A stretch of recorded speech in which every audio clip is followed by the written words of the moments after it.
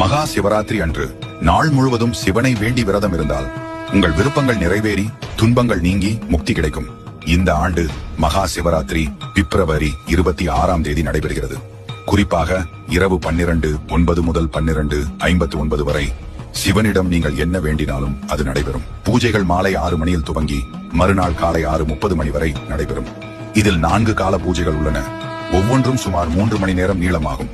இதில் மிக முக்கியமானது 3ஆம் கால பூஜை. இது நள்ளிரவு 12 மணியில் துவங்கி அதிகாலை 3 மணி வரை நடைபெறும். இதன் முதல் 50 நிமிடங்கள் நிஷித கால பூஜை என அழைக்கப்படுவது சிவபெருமானை வழிபடுவதற்கு மிக ஏற்ற நேரம்.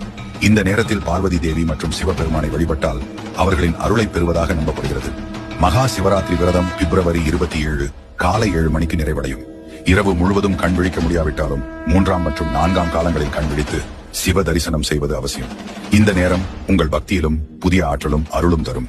மகா சிவராத்திரி அன்று நாள் முழுவதும் சிவனை வேண்டி விரதம் இருந்தால் உங்கள் விருப்பங்கள் நிறைவேறி துன்பங்கள் நீங்கி முக்தி கிடைக்கும்.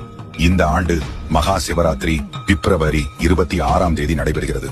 குறிப்பாக இரவு 12:09 முதல் 12:59 வரை சிவனிடம் நீங்கள் என்ன வேண்டினாலும் அது நடைபெறும். பூஜைகள் மாலை 6 மணியில் துவங்கி மறுநாள் காலை 6:30 மணி வரை நடைபெறும். இதில் 4 கால பூஜைகள் உள்ளன. ஒவ்வொன்றும் சுமார் 3 மணி நேரம் நீளமாகும். இதில் மிக முக்கியமானது 3ஆம் கால பூஜை.